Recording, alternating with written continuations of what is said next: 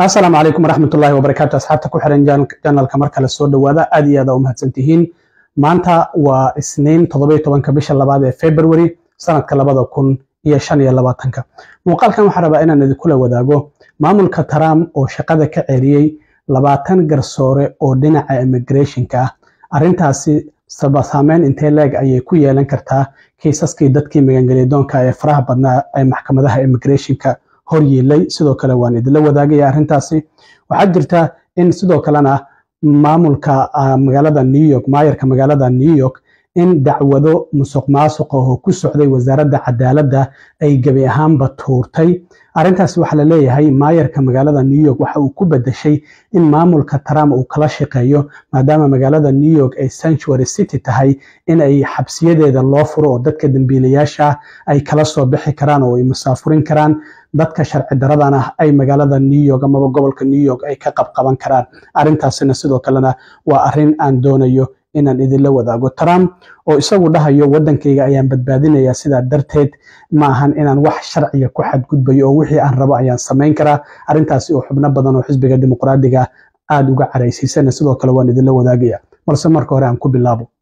cumrada sanadkan Salama Group waxay idin haysaa adeegyo cusub waxaana kamid ah adeegyadaas hoteello u dhow labada xaram ee Makka iyo Madiina loogana lugeyn karo xilliyada salaada gaadiid aad ku soo booqan doonto goobaha muqaddaska ah ee lagu xusayo taariikhda islaamka baridda qaabka loo guto acmaasha cumrada cumreynta waalidka ama walaalka oo geeriyooday ama aan awoodin haddii aad tahay qof qaba baahi khaas ah xagga caafimaadka waxaan ka caawin doonaa gudashada acmaasha haddaba ku soo dhawow qiimo jaban oo ku raali gelin doona wixii faahfaahintaasi dheer fadlan waa WhatsApp number eber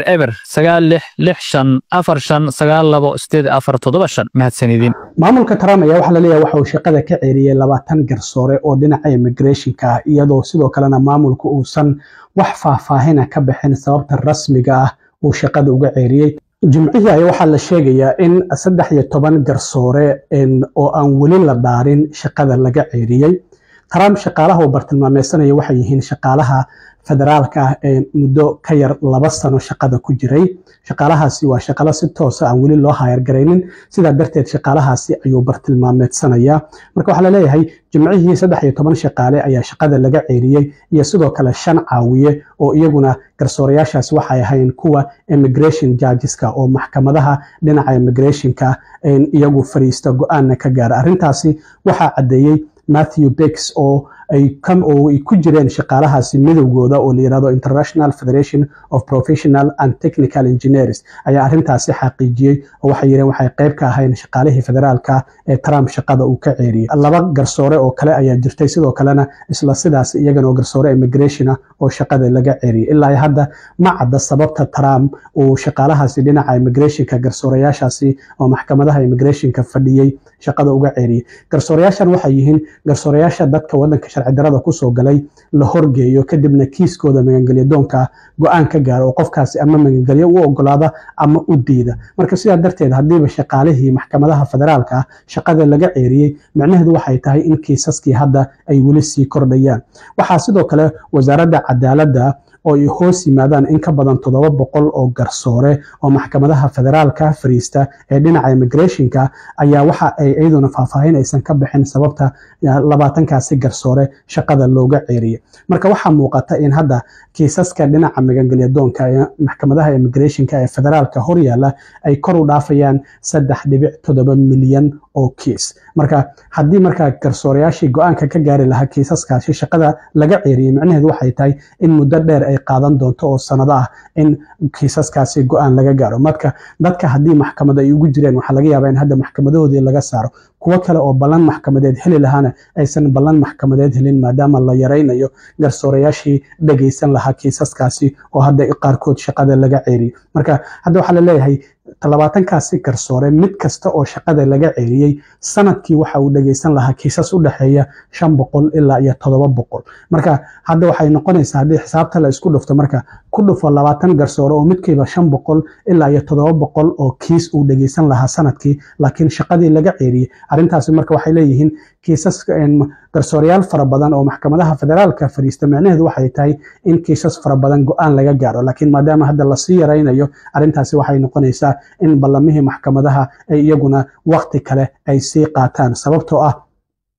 garsoorayaashan hadda waxaa shaqaaleysiiyey maamulkii hore ee Biden, laakiin Trump isla markiiba hadda shaqada ayuu ka ceeriyay. qaarkood training ayay ku jireen, weli lama dhaarin, tababar ayaa u socday oo sida kiisaska go'aanka looga gaarayo garsoorayaal kale khibrad leh ayay la shaqaynayeen. marka maadaama hadda shaqadii laga ceeriyey, macnaheedu waxay tahay in kiisaskii immigrationka ee faraha badnaa ee maxkamadaha immigrationka ee wadanka hor yiilay ay mar kale dib u dhac weyn uu ku imaanayo. arrintaasina waa arrin muhiim ah oo dadka wadanka sharci darrada kusoo galay loo baahan yahay inay ogaadaan. dhinaca kale, maayarka magaalada New York Eric Adams waxaan ogeyn bishii September in lagu soo ogay dacwado laaluush iyo musuqmaasuq in shirkadda diyaaradaha ee Turkish Airlines iyo mas'uuliyiin Turki ah in lacagtaasi uu ka qaatay xilligii ololaha doorashada uu ku jiray, isla markaana qaar ka mid ah shaqaalihiisa xitaa guryahooda la baaray, isaga taleefanadiisii laga qaatay, qaarkood waa iscasileen. marka maamulka Trump ayaa si lama filaan ah waxay toddobaadkan ugu dhawaaqeen in dacwadihii musuqmaasuqa ee loo haystay maayarka magaalada New York gebi ahaanba meesha laga saarayo. waxaa la leeyahay maayarka New York wuxuu maamulka Trump uu ka ogolaaday in uu la shaqeeyo maadaama magaalada New York ay tahay sanctuary city oo aysan xaq u lahayn inay la shaqeyso dowladda federaalka ah. hadda waxa uu ku bedeshay haddii dacwadahaasi layga joojiyo waan idila shaqeynayaa, xabsiyada waan idii furaya, magaalada New York dambiilayaasha ku jira waad la soo bixi kartaan, dadka sharci darrada ee magaalada ama gobolka New York ku noolna waa soo qabqaban kartaan. xitaa toddobaadkan Fox News ayaa Mayor Eric Adams iyo ninka Trump uu xilsaaray arrimaha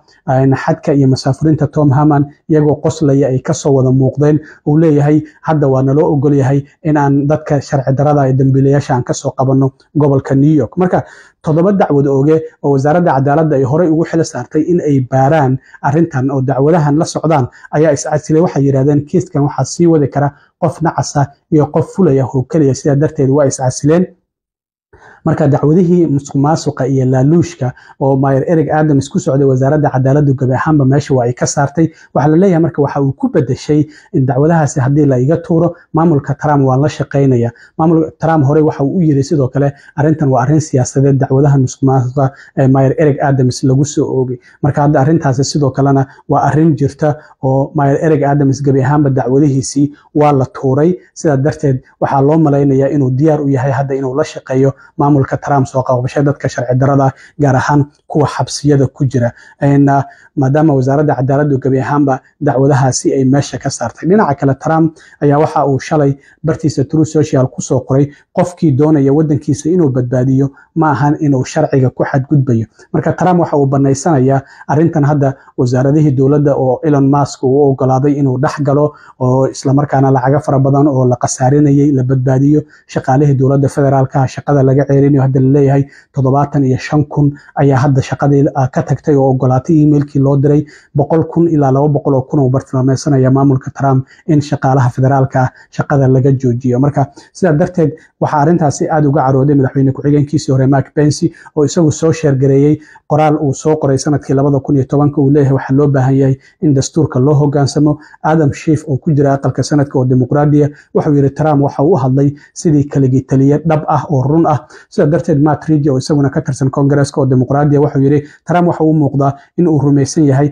in isagoo ku marmarsiyoonaya wadanka ayaa badbaadinaya in uu wax kasto sameyn karo oo awoodiisa wax kasto uu isticmaali karo. marka ninkan Trump waxa macnaheedu qoraalkan uu soo qoray ay tahay haddii wadankayga aan badbaadinayo ma ahan inaan wax sharciya ku xadgudbayo oo wixii aan rabo ayaan sameyn karaa. arrintaasi ayaa Trump bartiisa Truth Social uu ku soo qoray. walow hadda mudaharaadyo fara badan oo shaqaalaha federaalka oo shaqada laga ceerinayo ay socdaan, garsoorayaal qaarkood ay hor istaageen, laakiin garsoore ayaa u ogolaaday mar kale maamulka Trump in uu sii wadi karo shaqaalaha federaalka in shaqada laga ceeriyo. laakiin intaasoo dacwadood oo kala duwan ayaa ku furan maamulka Trump, gaar ahaan waaxdanta uu u xil saaray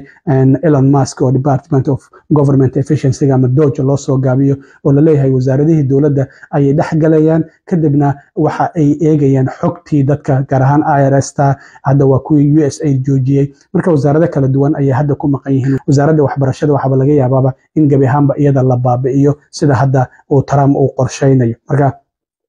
arrimahaasi ayaa jira, waan arki doonaa sidoo kale waxyaabaha soo kordha. asxaabi aad iyo aad u mahadsantihiin. intaan mar kale kulmi doono waa saaxiibkiin Cilmi Waaro idin la sida iyo nabadgelyo.